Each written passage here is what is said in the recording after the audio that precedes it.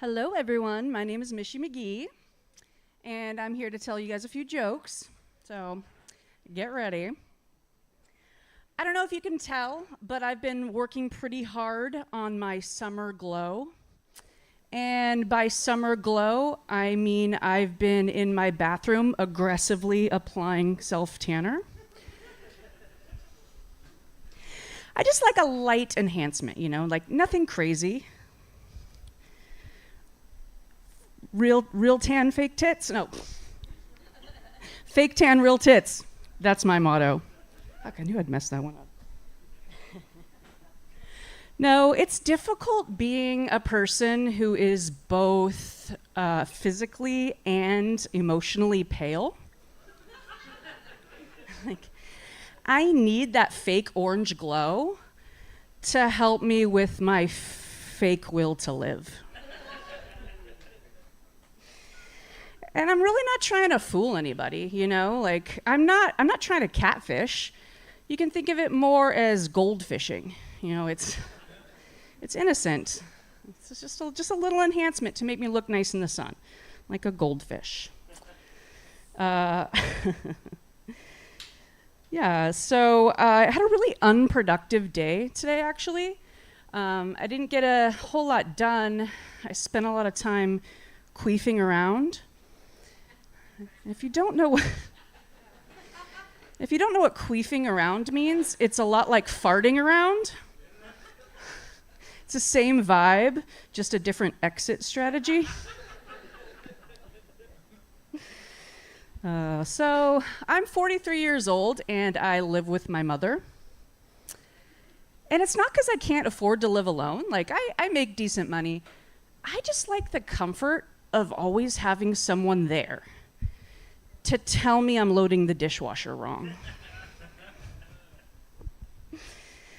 So I'm a special ed teacher.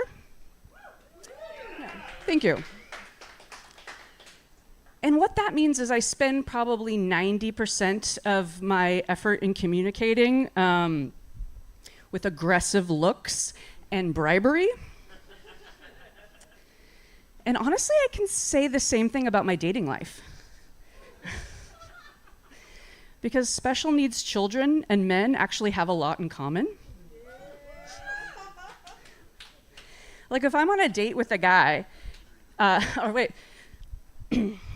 special needs children and men actually have a lot in common because neither of them can focus on me for a full hour. And, I understand that. That's a lot to expect. So if I'm on a date with a guy and he's doing a really good job and putting in a lot of effort, I'm gonna reward that behavior, I'm gonna slip him a piece of candy and let him spend the last 20 minutes of his date on an iPad. Because you have to reward those positive behaviors with things that are meaningful to them, right? So I've never told this to anybody, but I'm gonna tell you guys this tonight. The reason I started doing stand-up comedy was out of spite. Yeah. Not passion, not a dream, just pure, boiling, petty-ass revenge.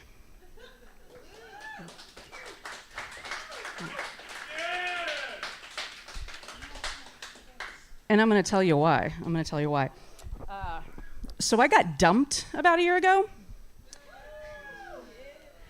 And my ex, get this, thought he would be a really, really good stand-up comedian. But he never gave it a shot. He would always watch stand-up comedy and really dog on the comedians and be like, oh, if I got up there, I would kill it. I would do so much better. But he never had the balls to actually try it. So when he dumped me, I started writing jokes and doing stand-up comedy. Yep. And not for healing, not for growth. No, to win the breakup. Yeah. So I've been doing it for a while now, and I've been enjoying it, so I now do it for non-revenge purposes.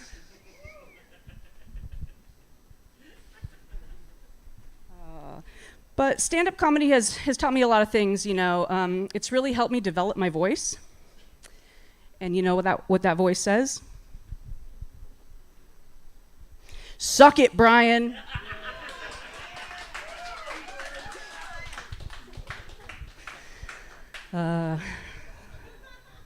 So yeah, I'm single at 43. It's not too bad. Every once in a while I'll get kind of lonely, but for the most part I'm enjoying my freedom, you know? It's kind of like the world is my oyster.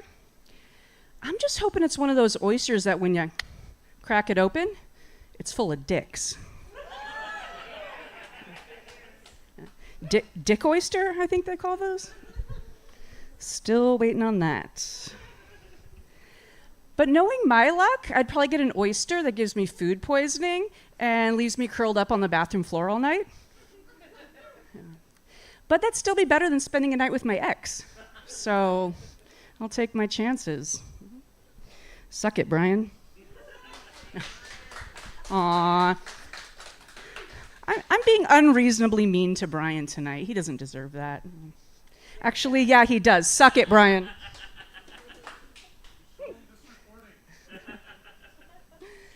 Actually, to tell you the truth, a lot of times when people meet me, when they first meet me, they think I'm a lesbian. And I get it, you know, I have short hair, I drive a Subaru, I can put IKEA furniture together without crying. Yeah. But I'm straight. And honestly, it's disappointing though, sometimes, because it always seems like lesbians really have their shit together. You know, lesbians are out there like rescuing stray cats and saving the world, one compost bin at a time. Meanwhile, I'm over here swiping right on guys that list chicken nuggets as their hobby. What does that even mean to have chicken nuggets as your hobby? Like, is he collecting them? Is he building little nugget dioramas? Putting together a little nugget army? I don't know. I guess I'll have to ask him tomorrow on our date.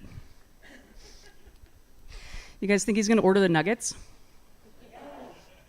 Or maybe he's one of those guys that orders a salad but spends the whole night talking about how much he loves chicken nuggets. Like Chad, I didn't come here for a TED Talk on fast food. Order the damn nuggets so we can go home and make out. Jeez. No, things haven't been that bad. In fact, last week, I brought 5 guys home to bed with me. And I didn't even spill any ketchup in the sheets. So that's a win. Actually, one of the benefits to being single is being able to eat in bed. Like, there's nobody there to tell you can't do it. I used to hate finding crumbs in the sheets, but now it's just nice to be able to reach over and touch something in the middle of the night. So this morning I told my girlfriends that I woke up next to a real hunk. And they're like, ooh, spill the deets. So I did. I was like, well, he's rich, he's sharp, he's aged to perfection. His name's Gouda. I think he's the one. So I have cats. Big surprise. A lot. You know, you could call me a cat lady. Oh, they'd come to me. Yeah, absolutely. You could call me a cat lady, but I like to think of myself as a plant lady. You know, because I've got dozens of house plants all over. They look nice, and they're pretty easy to take care of. And if one dies every once in a while, it's not a big deal. Unfortunately, you can't say the same thing about men. Because if you let even one guy die, people start asking questions. Which is so unfair, because like when a plant dies, people are like, oh, it happens, no big deal. When a guy dies, it's like, ma'am, where were you the night of the 15th? I don't know, probably out buying more plants. Well, ma'am, why do you need so many plants? I don't know, officer, probably because plants don't list chicken nuggets as their only hobby. Plus if you forget to water a plant for a couple weeks, it doesn't ghost you or tell you, I'm not ready for a relationship. It just dies quietly, like an adult. Oh, as much as I would like to choose plants over men, at the end of the day, I'm just attracted to men. It's kind of like one of those subscriptions that you can't figure out how to cancel. You're just stuck with it. And attraction's such a weird thing if you think about it, It's like, I understand why men are obsessed with boobs and hips, It's like childbearing hips. It checks out. What I don't get is why men are so obsessed with women's asses.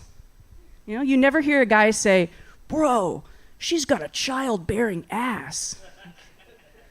No. It's like, sir, if your baby is coming out of that hole, you don't need a doctor. You need an exorcist. So the bad news is I have a drinking problem. But the good news is it's not alcohol. It's sparkling water. It's so addictive. It's kind of like vape for people who hydrate. But there's nothing funny about addiction, so thank you, ma'am in the back, for not laughing at that joke. No, of all things to be addicted to, sparkling water is not that bad. It's pretty healthy, but it is kind of bad for your teeth. Last week I was at the dentist, and he was like, Mishee, do you smoke crack? I was like, no, I swear. I just crush 10 LaCroix a day with a hint of lime. I always wondered how a sparkling water got so evolved that it learned how to take a hint. I wish my sparkling water could teach me how to take a hint, Meanwhile, I'm triple texting guys who I haven't heard from in 6 business days. It's okay, his phone's probably on airplane mode. So you guys ever hear that saying, things are easier said than done? I think that's true for the most part, unless you're a mime. Then things are easier done than said, because they can't talk. That's kind of their thing. And honestly, I respect that, because there is a lot of difficult conversations that I would much rather invisible box my way through than actually discuss. Like if I could quit my job by walking into my boss's office and pulling one of these and just climb an invisible ladder out of the building, like I would, If I could break up with a boyfriend by just like mime stabbing him in the heart, pulling one of these, it'd be so much easier. Oh, well, that's about my time. I will leave you guys with one final thought, though. Suck it, Brian.